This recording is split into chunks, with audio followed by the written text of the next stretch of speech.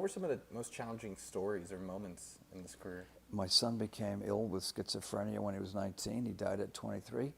My wife, after 40 years of marriage, well, during the 40th year, she had glioblastoma and died at the end of that year. And I mean, I've survived good times and bad times. And I'm very deeply motivated to try to be helpful to people because of the things I've been through. They were so difficult. I'm not patting myself on the back. They were just difficult, and I was able to get through. I like to be helpful to people and encourage people. Stick it out.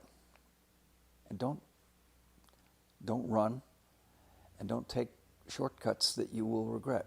How did you keep going when your son passed away? I'm sorry to hear that, and your wife. Let me talk about the loss of my son quickly. He became schizophrenic when he was 19. He was a really brilliant, brilliant kid. And his behavior changed, and we said, look, what the hell's going on here? And nobody suspected any kind of mental illness, but that's what it was. He died in a car accident. He took my pickup truck and went to Cambridge, Massachusetts from Little Compton, where he was spending the weekend, which he shouldn't have done. That was beyond his. He was okay for driving around town. I didn't want him on the highway. And he, I think, had a paranoid episode based on the observations of his driving from Fall River down to Little Compton on the return trip. And he lost control of the car. My wife and I were joined at the hip to deal with his illness, or to help him deal with his illness.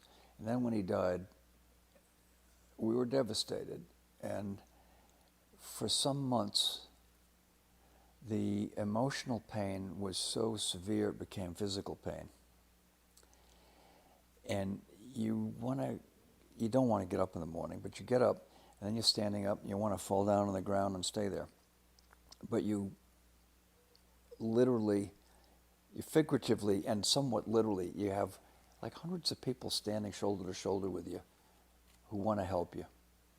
So you can't just fall back down on the ground, because then you're letting them down. You're not doing yourself any good. It's not doing my son any good. And I said to my wife, Hope, I said, we got to get this in some kind of perspective or context so we can live with it, because this is torture. The only thing worse than the way that we felt would be if we didn't feel that way. Then what the hell was this all about? You're telling yourself how much you loved your child and the investment you made emotionally and time and giving up other things. It's all bullshit when you got a problem like that. There's only one thing you're interested in, it's somebody's health. And I realized we're hostages to love in life. You don't get over losing a child, but you learn to live with it. We moved on from that and had the realization that we had been given, in a sense, a very expensive and painful gift from our son, which was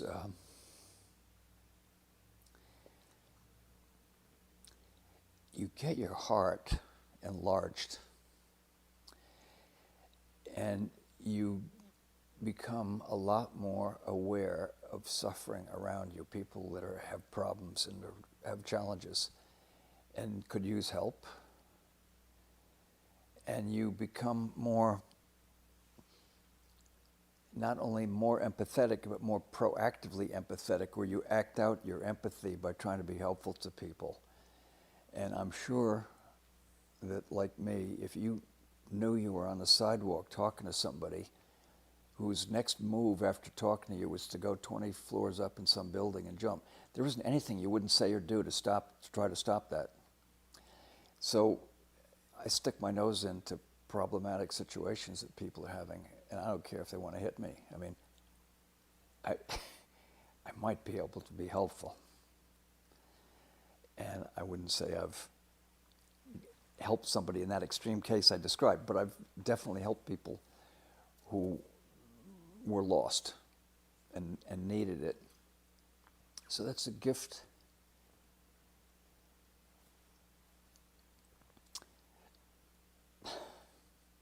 from my son.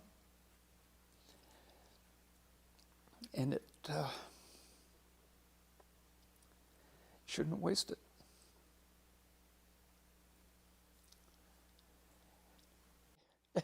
You can see how tough it is sometimes. But that's the way we're made.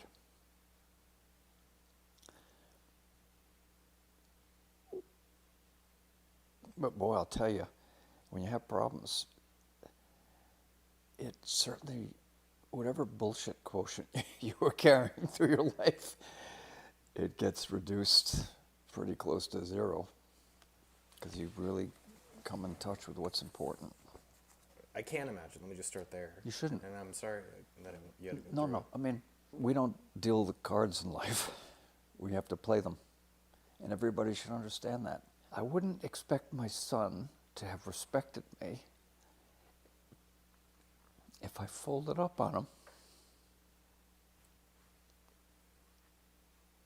I had two basic jobs, which was to protect my family and provide for them.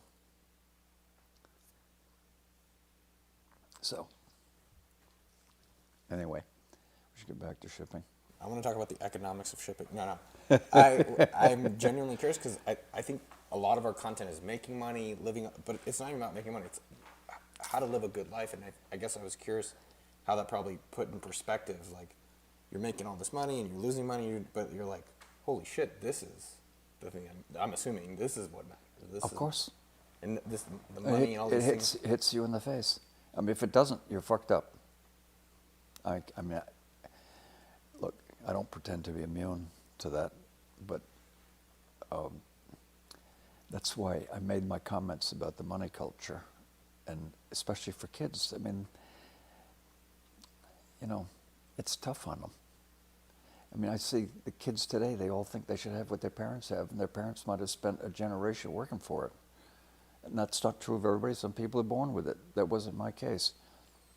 It's important to live a full life and a good life. And it's its own reward. And I think that I'm not naive about it. I said when we spoke the first time, I said, you know, it's nice to have some money in your pocket. I get that totally. I totally get that. But you can't destroy yourself for it. And I think you want to be careful not to burn out your marriage for it, which happens in a lot of cases, especially in the professions where time is everything. Time in is everything. One of the advantages of entrepreneurship is if you get things rolling, you can decide who you want to do business with. That's very good for dealing with the asshole quotient in your life. Like if you were in a big law firm, you say, I don't want to work with that guy. Well, hey, you want to get paid? You know, it's, we don't have to do business with that guy. And if that means we make a little less, we have a better life for it. I mean, I'm not trying to be I love it. utopian, but you got to think about the cost benefit.